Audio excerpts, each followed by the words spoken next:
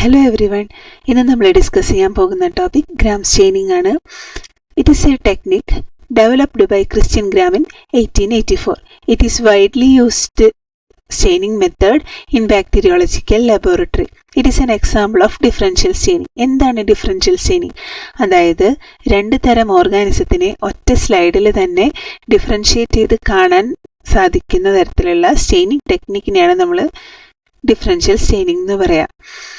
അതായത് it is a procedure to distinguish organisms based on their staining properties.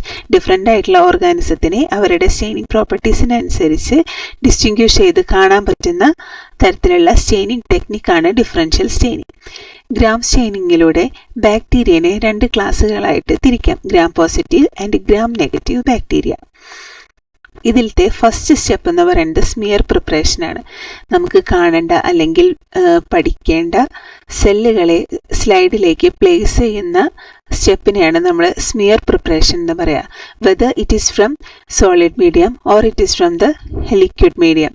One loop culture ഒരു sterile clean glass സ്ലൈഡിലേക്ക് place ചെയ്യണു, അതിനുശേഷം അതിനെ fix ചെയ്യണു. ഈ ഒരു സ്റ്റേജിനെയാണ് നമ്മൾ സ്മിയർ പ്രിപ്പറേഷൻ എന്ന് പറയാം. അടുത്തതാണ് ഫിക്സേഷൻ. എന്താണ് fixation? It is a process by which the internal and external structures of the specimen are preserved and fixed in position. ഒരു സ്പെസിമെൻ്റെ ഇന്റേണൽ ആൻഡ് എക്സ്റ്റേണൽ സ്ട്രക്ചേഴ്സിനെ പ്രിസർവ് ചെയ്ത് പൊസിഷനിൽ ഫിക്സ് ചെയ്ത് വെക്കുന്ന പ്രോസസ്സിനെയാണ് നമ്മൾ ഫിക്സേഷൻ എന്ന് പറയുന്നത്. ഇത് എന്തിനാണ് ചെയ്യണത്?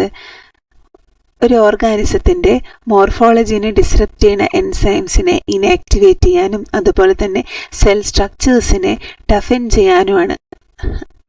അതുകൊണ്ട് പിന്നീട് വരുന്ന സ്റ്റെയിനിങ് ആൻഡ് ഒബ്സർവേഷൻ ചേഞ്ചസിൽ സെല്ലിന് വലിയ ചേഞ്ച് ഉണ്ടാവില്ല. നമ്മൾ പരമാവധി എങ്ങനെയാണ് ഒരു സെല്ല് ഇരിക്കുന്നത് അതുപോലെ തന്നെയാണ് മൈക്രോസ്കോപ്പിൽ കൂടെ കണ്ട് നമുക്ക് പഠിക്കേണ്ടത്. അതിനു വേണ്ടിയിട്ടാണ് നമ്മൾ ഈ ഫിക്സേഷൻ എന്ന് പറഞ്ഞ പ്രോസസ്സ് ചെയ്യണത്. ഫിക്സേഷൻ രണ്ട് ടൈപ്പ് ഉണ്ട്. ഒന്നുകിൽ ഹീറ്റ് ഫിക്സേഷൻ ആയിരിക്കാം, അല്ലെങ്കിൽ കെമിക്കൽ ഫിക്സേഷൻ ആയിരിക്കാം. ഹീറ്റ് ഫിക്സേഷൻ മെയിനായിട്ട് ബാക്ടീരിയയ്ക്കും ആർക്കിയ ഫാമിലിക്കാണ് ചെയ്യുക. ഹീറ്റ് ഫിക്സേഷൻ എന്ന് പറഞ്ഞു കഴിഞ്ഞാൽ സ്മിയർ പ്രിപ്പറേഷൻ കഴിഞ്ഞ സ്ലൈഡ് ജസ്റ്റ് ഒരു ഫ്ലെയിമിന് മുകളിൽ കാണിച്ചിട്ട് അതിലുള്ള മീഡിയ, അതായത് നമ്മൾ പറഞ്ഞു കൾച്ചറിനെ സ്ലൈഡിൽ സ്പ്രെഡ് ചെയ്യും, അതിന് ഫ്ലെയിമിൽ കാണിക്കുമ്പോൾ അതിലത്തെ വാട്ടർ കണ്ടൻറ്റ് ഇവോപ്പറേറ്റ് ചെയ്ത് കൾച്ചർ, അതായത് ബാക്ടീരിയൽ സെല്ല് സ്ലൈഡിൽ ഡെപ്പോസിറ്റഡ് ആവും. ഇനി അടുത്ത ടൈപ്പാണ് കെമിക്കൽ ഫിക്സേഷൻ. ഏതെങ്കിലും കെമിക്കൽസ് യൂസ് ചെയ്തിട്ട്, ഏത് കെമിക്കൽസ് ഒക്കെയാണ് നമ്മളിവിടെ യൂസ് ചെയ്യുക? Ethanol, acetic acid, mercury chloride etcetera. ഇനി നമ്മൾ ഇതിൽ യൂസ് ചെയ്യുന്ന ഡൈസിൽ മെയിനായിട്ടും എന്താണ് ഉണ്ടായിരിക്കുക? ഒരു ക്രോമോഫോർ ഗ്രൂപ്പ് ഉണ്ടായിരിക്കും. Groups with conjugated double bonds that give the dye its colour. ഈ ഡൈസ് സെല്ലിനായിട്ട് അയോണിക് ബോണ്ടോ കോവലന്റ് ബോണ്ടോ അല്ലെങ്കിൽ ഹൈഡ്രോഫോബിക് ബോണ്ടിങ് വഴിയാണ് ബൈൻഡ് ചെയ്യണത്. സ്റ്റെയിൻസ് ഒന്നുകിൽ സെൽസിനെയോ അല്ലെങ്കിൽ ബാക്ക്ഗ്രൗണ്ടിനെയോ സ്റ്റെയിൻ ചെയ്യും. സാധാരണ ഓൾമോസ്റ്റ് കേസിലും സെൽസിനെയാണ് സ്റ്റെയിൻ ചെയ്യാറ്. ബാക്ക്ഗ്രൗണ്ടിനെ സ്റ്റെയിൻ ചെയ്യണ കേസുകളും ഉണ്ട്. അതിന് എക്സാമ്പിളാണ് നെഗറ്റീവ് സ്റ്റെയിനിങ്. കോമൺലി നമ്മൾ യൂസ് ചെയ്യുന്ന ഡൈസൊക്കെ സെല്ലിനായിട്ട് അയോണിക് ഇൻട്രാക്ഷൻ വഴിയാണ് ബൈൻഡ് ചെയ്യണത്. ഈ ഡൈസിനെ നമുക്ക് രണ്ട് ക്ലാസ്സസ് ആയിട്ട് ഡിവൈഡ് ചെയ്യാം: ബേസിക് ഡൈസും അസിഡിക് ഡൈസും. ബേസിക് ഡൈസിൽ പോസിറ്റീവ്ലി ചാർജ്ഡ് ഗ്രൂപ്പ്സ് ആയിരിക്കും. അതുകൊണ്ട് തന്നെ ബേസിക് ഡൈസ് നെഗറ്റീവ്ലി ചാർജ്ഡ് മോളിക്യൂൾസിനായിട്ടായിരിക്കും ബൈൻഡ് ചെയ്യുക. അതായത് ന്യൂക്ലിക് ആസിഡ്സ്, പ്രോട്ടീൻസ്, അങ്ങനെയുള്ള നെഗറ്റീവ്ലി ചാർജ്ഡ് മോളിക്യൂൾസിനായിട്ടായിരിക്കും ബേസിക് ഡൈസ് ബൈൻഡ് ചെയ്യുക. ഇതിന് എക്സാമ്പിളാണ് basic fuchsin, crystal violet, safranin and malachite green. In case of acidic dyes, they have negative charge in ionized form so that they bind to positively charged cell structures. അതിന് എക്സാമ്പിളാണ് eosin, rose Bengal and acid fuchsin. ഇനി അടുത്തത് steps of Gram staining. ഈ Gram സ്റ്റെയിനിങ്ങിൽ നമ്മൾ മെയിനായിട്ട് 4 ingredients ആണ് use ചെയ്യുക. അതിൽ ആദ്യത്തെ പ്രൈമറി സ്റ്റെയിൻ ക്രിസ്റ്റൽ വയലറ്റ്, രണ്ടാമത് ആഡ് ചെയ്യണതാണ് അയോഡിൻ, അതാണ് മോർട്ടൻറ്റ്.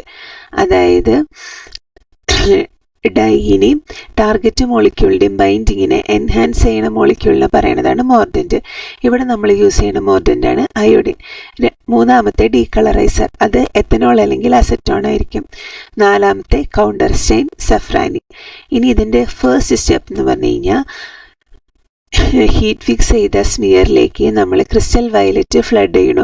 1 മിനിറ്റ് കീപ്പ് ചെയ്ത ശേഷം അത് ഡിസ്റ്റിൽഡ് വാട്ടർ വെച്ച് വാഷ് ഓഫ് ചെയ്ത് കളയും. അത് കഴിഞ്ഞ് നമ്മൾ മോർഡൻ്റ് ആയിട്ടുള്ള അയോഡിൻ ആഡ് ചെയ്യുന്നു. അതും ഒരു 60 സെക്കൻഡ്സ് കീപ്പ് ചെയ്തിട്ട് വാഷ് ഓഫ് ചെയ്ത് കളഞ്ഞ് നെക്സ്റ്റ് ആഡ് ചെയ്യണതാണ് ആൽക്കഹോൾ അല്ലെങ്കിൽ ഡീകളറൈസർ. അതൊരു 15 സെക്കൻഡ്സിന് ശേഷം അതും വാഷ് ഓഫ് ചെയ്ത് നാലാമത്തെ കൗണ്ടർ സ്റ്റെയിൻ സഫ്രാനിൻ ആഡ് ചെയ്യുന്നു. ഇതാണ് ഗ്രാം സ്റ്റെയിനിങ്ങിൻ്റെ പ്രൊസീജിയർ. ഇനി എന്താണ് ഈ ഗ്രാം സ്റ്റെയിനിങ് ചെയ്യുമ്പോൾ ഉണ്ടാവുന്നത്, അവിടെ നടക്കുന്ന പ്രോസസ്സ് എന്താ? First of all, in case നമ്മളൊരു എക്സാമ്പിൾ എടുക്കുകയാണെങ്കിൽ നമ്മൾ എടുക്കുന്ന സ്ലൈഡിൽ ഗ്രാം പോസിറ്റീവും ഗ്രാം നെഗറ്റീവും ആയിട്ടുള്ള ബാക്ടീരിയാസ് ഉണ്ടെന്ന് വിചാരിക്കാം. ഇപ്പം നമ്മൾ ആദ്യത്തെ പ്രൈമറി സ്റ്റെയിൻ ആയിട്ടുള്ള ക്രിസ്റ്റൽ വയലറ്റ് ആഡ് ചെയ്യുമ്പോൾ എല്ലാ സെൽസും പ്രൈമറി സ്റ്റെയിനെ ടേക്കപ്പ് ചെയ്യും. അതുകൊണ്ട് തന്നെ ആ ഒരു സ്റ്റേജിൽ അവർ പേർപ്പിൾ കളറിലായിരിക്കും അപ്പിയർ ചെയ്യുക. അതിനുശേഷമാണ് നമ്മൾ മോർഡൻ്റ് ആഡ് ചെയ്യണത്.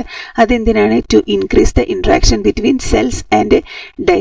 അതുകൊണ്ട് തന്നെ കുറച്ചും കൂടി സ്ട്രോങ് ആയിട്ട് സ്റ്റെയിൻ ചെയ്യും. അത് കഴിഞ്ഞ് അടുത്ത സ്റ്റെപ്പിൽ നമ്മൾ ഡീകളറൈസർ ആഡ് ചെയ്യാണ്. ഇതാണ് ഇതിൻ്റെ ക്രൂഷ്യൽ സ്റ്റെപ്പ്. ഈ ഡീകളറൈസേഷൻ സ്റ്റെപ്പ് കഴിയുമ്പോൾ ഗ്രാം പോസിറ്റീവ് ബാക്ടീരിയ പർപ്പിൾ കളറിലും ഗ്രാം നെഗറ്റീവ് ബാക്ടീരിയ അതിൻ്റെ ക്രിസ്റ്റൽ വയലറ്റിനെ ലോസ് ചെയ്തിട്ടുണ്ടാവും. ഇനി നെക്സ്റ്റ് സ്റ്റേജിൽ കൗണ്ടർ ചെയിൻ ആഡ് ചെയ്യുമ്പോൾ ഗ്രാം പോസിറ്റീവ് ബാക്ടീരിയ ക്രിസ്റ്റൽ വയലറ്റിൻ്റെ പർപ്പിളിനെ റിറ്റെയിൻ ചെയ്തിട്ടുണ്ടാവും.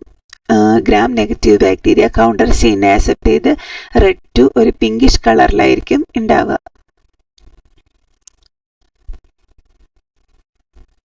ഇനി എന്താണ് ഇതിൻ്റെ മെക്കാനിസം? അതായത് ഗ്രാം പോസിറ്റീവ് ബാക്ടീരിയയുടെയും ഗ്രാം നെഗറ്റീവ് ബാക്ടീരിയയുടെയും സെൽ വോൾ ഡിഫറൻസ് ആണ് ഇതിന് കാരണം. ഗ്രാം പോസിറ്റീവ് ബാക്ടീരിയയിൽ ഒരു തിക്ക് പെപ്റ്റിഡോഗ്ലൈക്കൻ ലെയർ ഉണ്ട്. അതുപോലെ തന്നെ അത് ഹൈലി ക്രോസ് ലിങ്ക്ഡ് ആണ്. അതുപോലെ സ്മോളർ പോൾസ് ആണുള്ളത്.